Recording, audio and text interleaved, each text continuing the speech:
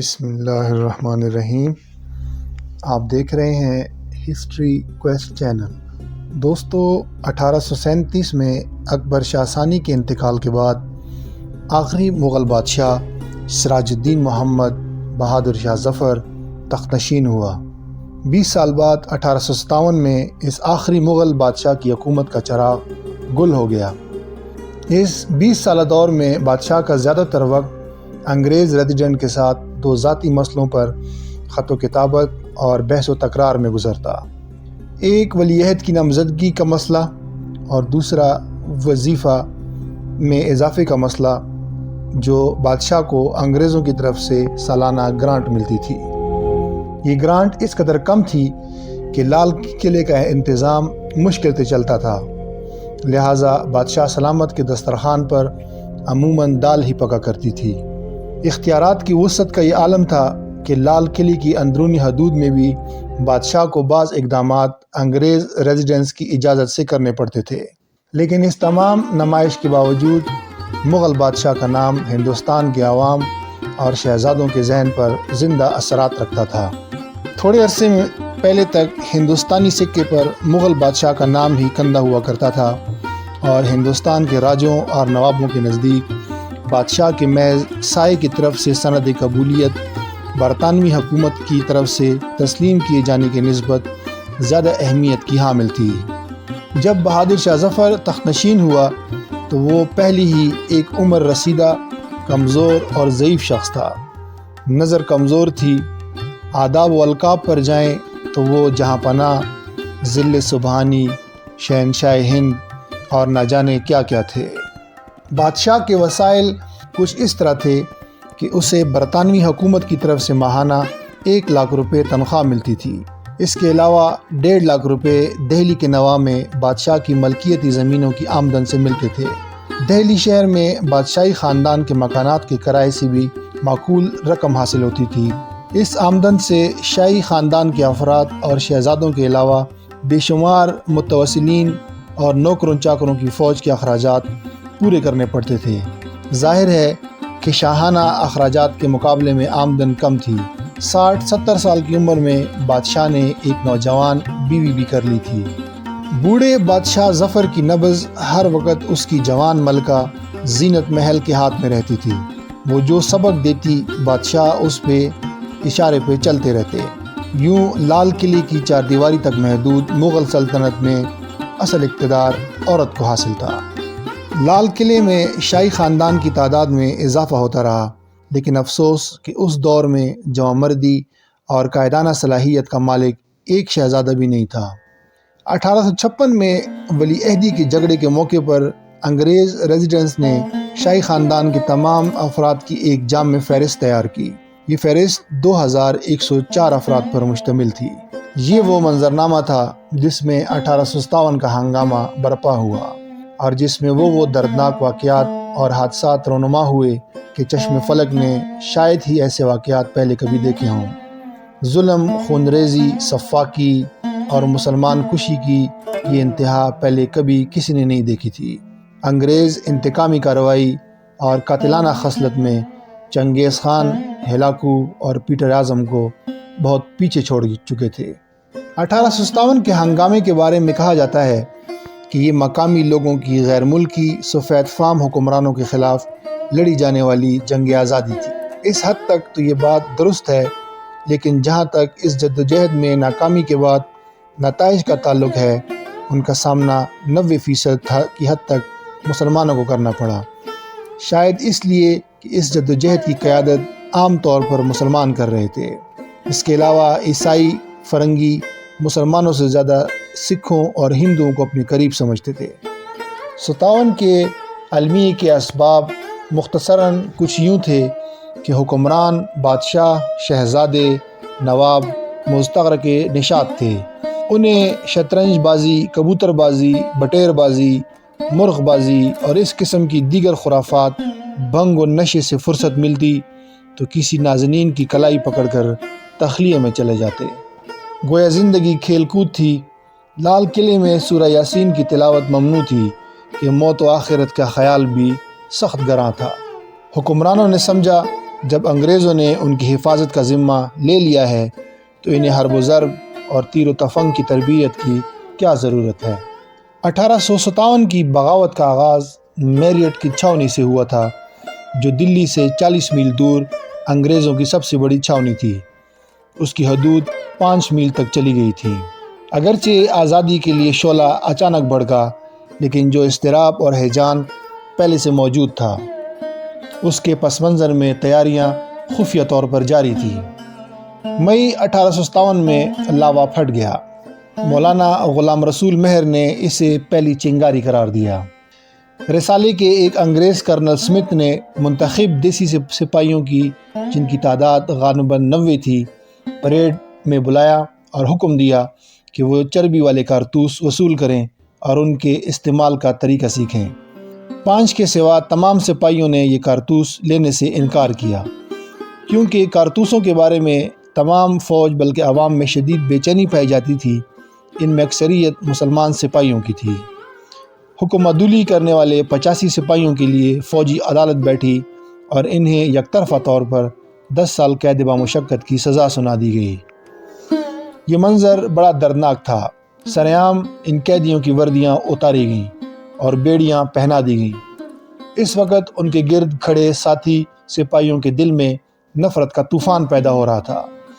اسی وقت انہوں نے دل ہی دل میں فیصلہ کر لیا کہ وہ اپنے ساتھیوں کے ساتھ اس ذلت آمیز سلوک پر خاموش نہیں رہیں گے۔ اس لیے انہوں نے اپنے قیدی ساتھیوں کو چھڑانے کا فیصلہ کیا اور اگلے روز 10 مئی شام کے وقت جب گورے چرچ جانے کی تیاری کر رہے تھے، رسالے نے قید خانے پر دھاوا بول کر نہ صرف اپنے 85 ساتھیوں بلکہ دوسرے قیدیوں کو بھی آزاد کرا لیا۔ اس کے بعد باغی سپاہ کے لیے پیچھے ہٹنے کا کوئی راستہ نہ رہا۔ اس ہنگامے میں مزاحمت کرنے والے چند انگریز افسر مارے گئے اور شہر میرٹھ میں ہراس پھیل گیا۔ 11 مئی کو صبح سویرے یہ لوگ دہلی کے فصیل کے نیچے آ موجود ہوئے اور دین کے نعرے لگانے لگے۔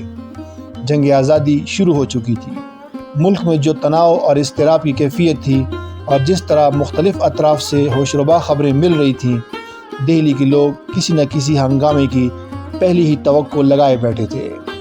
جب میرٹھ کی سپاہ صبح سویرے دلی پہنچی تو اس نے شہر کے تمام دروازے بند پائے۔ آخرکار وہ دریا کے رخ پر لال قلعے کے سامنے بادشاہی جروکے کے نیچے پہنچے اور شور مچایا کہ ہم نے میرٹھ میں انگریزوں کو قتل کر دیا ہے، دین کی خاطر جنگ کا فیصلہ کر چکے ہیں، ہماری امداد فرمائیے اور سر پر ہاتھ رکھیے، حضور ہی ہمارے دین اور دنیا کے نگہبان ہیں۔ 80 سالہ بہادر شاہ ظفر کو اس اچانک ہنگامے پر تعجب ہوا اور اس نے شاہی دستے کے افسر کیپٹن ڈگلس کو بلایا۔ کیپٹن ڈگلس نے برآمدے میں آ کر سپاہیوں سے کہا کہ یہ بادشاہ کی خوابگاہ ہے، تم یہاں شور و غل مت کرو۔ بہرحال وہاں سے بھوکے پیاسے اور تھکے ماندے سپاہی راج گھاٹ دروازے کی طرف گئے، جو کسی طرح کھل گیا اور اس طرح باغی شہر میں داخل ہو گئے۔ انگریزوں میں سے جو سامنے آیا اسے قتل کر دیا، کیونکہ وہ اپنا آخری داؤ لگا چکے تھے۔ مختصراً یہ کہ خواستہ یا ناخواستہ سن رسیدہ بہادر شاہ کو تحریک کی قیادت کرنی پڑی، لیکن اس طرح کہ کوئی عملی حصہ نہیں لیا۔ شہر دہلی میں گرد و نواح کے گجر، میواتی اور تیلنگے کثیر تعداد میں داخل ہو گئے، جو شہر میں لوٹ مار کرتے پھرے۔ اس طرح دکانداروں نے اپنا کاروبار بند کر دیا اور تحریک کی رسوائی ہوئی۔ ہندوستان کے دوسرے حصوں سے بھی باغی سپاہی اور آزادی پسند عوام دہلی میں جمع ہوتے رہے۔ اس طرح دہلی ہندوستان بھر میں آزادی کی جدوجہد کا مرکز بن گیا۔ تاہم جوش و جذبے کے باوجود دانشمندانہ قیادت کا فقدان تھا۔ بادشاہ بڑھاپے کی اس منزل میں تھا جس میں قوت ارادی کمزور ہو جاتی ہے۔ شہزادے نااہل تھے۔ جولائی میں روہیل کھنڈ سے جنرل بخت خان نے آ کر جدوجہد میں روح پونکی، لیکن اس کے کام میں بھی مسلسل روڑے اٹکائے جاتے رہے۔ امبالہ سے وفادار پنجابی دستے دہلی روانہ کیے گئے۔ راجپوتانہ، گوالیار، لکھنؤ، کانپور اور بنارس میں دیسی سپاہ نے انگریزوں کے خلاف بغاوت کر دی۔ بندیل کھنڈ میں جھانسی کی رانی نے ڈٹ کر انگریزوں کا مقابلہ کیا۔ وسط جون تک راجپوتانہ کی سرحدوں سے لے کر پٹنہ تک کے علاقے میں انگریزی اقتدار کا مکمل خاتمہ ہو گیا۔ باقی ماندہ ہندوستان کسی ایک فریق کی طرف جھکاؤ ظاہر کیے بغیر انجام کا منتظر رہا۔ البتہ پنجاب اور بنگال برطانوی طاقت کے 2 مضبوط قلعے بنے رہے۔ دہلی کا محاصرہ کر لیا گیا۔ اسی دوران فریقین ایک دوسرے پر گولہ باری کرتے رہے۔ 25 مئی کے ایک معرکے میں بہادر شاہ کا پوتا شہزادہ مرزا ابو بکر فوج کے ساتھ انگریزوں سے لڑنے باہر نکلا۔ گولہ باری شروع ہو گئی۔ شہزادہ ہنیڈن ندی کے کنارے ایک مکان کی چھت پر کھڑا جنگ کا منظر دیکھ رہا تھا کہ گوروں کی توپ کا ایک گولہ اس کے قریب آ کر پھٹا۔ شہزادے کے لیے گولے کے پھٹنے کا پہلا نظارہ تھا۔ اس پر اتنا اثر ہوا کہ وہ چھت سے اترا اور گھوڑے پر سوار لال قلعے کی طرف بھاگ اٹھا۔ اس سے دیسی فوج میں خوفزدگی پھیل گئی۔ سپاہی بھاگنے لگے۔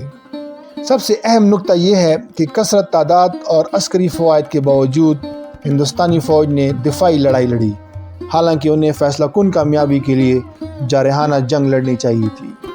یہ 14 ستمبر کا واقعہ ہے کہ دیسی فوج نے مزاحمت کی، لیکن انگریزی فوج نے جو عسکری ترتیب اختیار کی اس کے سامنے یہ مزاحمت دم توڑ گئی اور دیسی فوج گھر جانے کا بہانہ کرنے لگی۔ دہلی کے اندر جنگ 18 ستمبر تک جاری رہی، لیکن چونکہ انگریزی فوج نے مضبوط مورچے بنا لیے تھے، اس لیے آہستہ آہستہ حریت پسندوں کی مزاحمت کمزور ہوتی گئی اور وہ اپنے مورچے چھوڑ کر شہر سے باہر نکلنے لگے۔ 19 ستمبر تک تمام شہر انگریزی قبضے میں چلا گیا۔ جب انگریزوں نے دہلی کے بڑے حصے پر قبضہ کر لیا تو ان کا ایک دستہ لال قلعے پر حملے کے لیے پہنچا، لیکن وہاں کوئی بھی نہ تھا۔ بادشاہ بہادر شاہ ظفر 19 ستمبر کو رات کے وقت اندھیرے میں اپنے افراد کے خاندان کے ساتھ قلعے سے بے سر و سامانی اور قسم پرسی کی حالت میں بھاگ کھڑا ہوا اور مقبرہ ہمایوں میں پہنچا، جہاں ان کے آباء و اجداد کی قبریں تھیں۔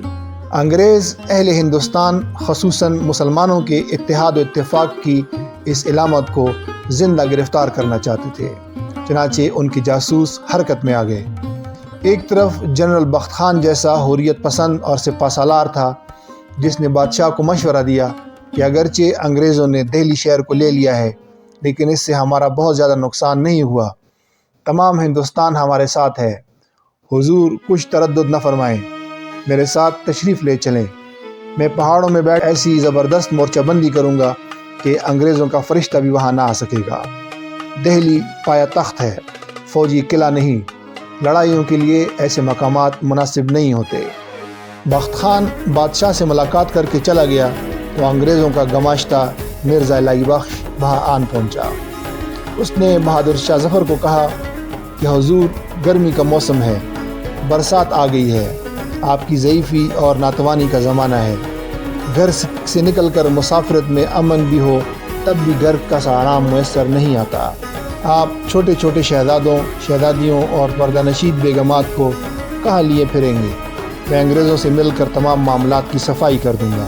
بعد میں دوسری ملاقات کے موقع پر بادشاہ کے سامنے جنرل بخت خان اور مرزا الہی بخش کے درمیان تند و تیز گفتگو ہوئی اور آخر میں بادشاہ نے اکتا کر کہا کہ میں اپنا معاملہ تقدیر کے حوالے کرتا ہوں، مجھ کو میرے حال پر چھوڑ دو۔ دراصل بادشاہ نے خود کو انگریزوں کے حوالے کر دیا تھا۔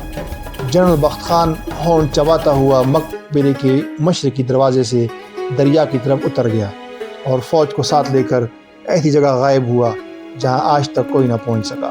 میجر ہڈسن کو مرزا الہی بخش نے اطلاع دی کہ جنرل بخت خان جا چکا ہے اور بادشاہ نے اس کے ساتھ جانے سے انکار کر دیا ہے۔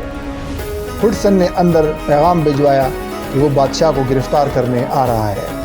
اس پر بادشاہ اور مرزا الہی بخش کے درمیان بحث شروع ہو گئی جو 2 گھنٹے تک چلتی رہی۔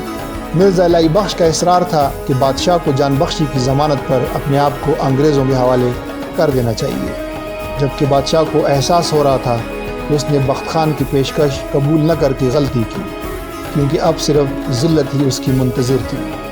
مرزا الہی بخش کے سب وعدے ہوا ہو گئے اور اصل حقیقت سامنے آ رہی تھی۔ روایت ہے کہ اس موقع پر بادشاہ نے بخت خان کو طلب کیا، لیکن اسے جواب دیا گیا کہ وہ دور جا چکا ہے اور اب اسے بلانے کا موقع نہیں رہا۔ اس لیے مناسب یہ ہے کہ میجر ہڈسن سے اپنی بیوی اور شہزادہ جواں بخت کی جان بخشی کا وعدہ لے کر اس کے ساتھ چلیں۔ اس کے بعد پالکیاں لائی گئیں۔ بادشاہ، زینت محل اور جواں بخت پالکی میں سوار ہوئے۔ اس وقت 96 افراد بادشاہ کے ہمراہ تھے۔ تحقیر و تشہیر کے مقصد سے بادشاہ اور اس کے خاندان کو قریب ترین راستے کی بجائے دور لاہوری دروازے کے راستے چاندنی چوک سے گزار کر لال قلعے میں لے گئے۔ بادشاہ نے جنرل ولسن سے ملاقات کی خواہش کی لیکن وہ رد کر دی گئی۔ بادشاہ کو بیگم زینت محل کے مکان میں نظر بند کر دیا گیا اور انگریزی گارڈ کا پہرا لگا دیا گیا۔ ایک انگریز مصنف نے لکھا ہے کہ بہتر ہوتا اگر بہادر شاہ اپنی زندگی کا سودا نہ کرتا۔ اگر بادشاہ جان بخشی کا وعدہ حاصل کرنے کی بجائے انگریزوں سے لڑ کر مر جاتے تو یقیناً ان کا نام اسلام کی ہیروں کی صف میں شمار ہوتا، لیکن وہ آج تک مظلومیت کی علامت ہے۔ لیکن جیسا کہ مورخ لکھتے ہیں کہ تیموریوں کی حقیقی شان میدان جنگ کی موت تھی، نہ کہ بے دست و پائی کی حالت میں برسر راہ گولیاں یا قید خانے کی کوٹڑیوں میں جانے دینا۔ بہرحال چونکہ جان بخشی کا وعدہ ہو چکا تھا، اس لیے پہلے بادشاہ کو کلکتہ اور اس کے بعد رنگون بھیج دیا گیا۔ دوستو، زوال جب آتا ہے تو مکمل آتا ہے۔ سیاسی زوال کے ساتھ مغل شہزادے بدترین اخلاقی انحطاط میں مبتلا تھے۔ وہ زندگی کے جویا ہوئے، لیکن نہ زندگی ملی اور نہ ہی عزت۔ خونی انقلاب نے ان کا نام و نشان مٹا کر رکھ دیا۔ اس کے ساتھ ہی برصغیر میں ملت اسلامیہ کو جو چرکے سہنے پڑے، جو تباہی اور بربادی آئی، اس کی تلافی آج قریباً 200 سال گزرنے کے باوجود نہیں ہو سکی۔ وہ دہلی جہاں مسلمانوں کا بادشاہ رہتا تھا، جہاں مسلمانوں کی عمارت تھی، حکومت تھی، عزت تھی، شان و شوکت تھی، اس کا ذرہ ذرہ بقول غالب مسلمانوں کے خون کا پیاسا بن گیا۔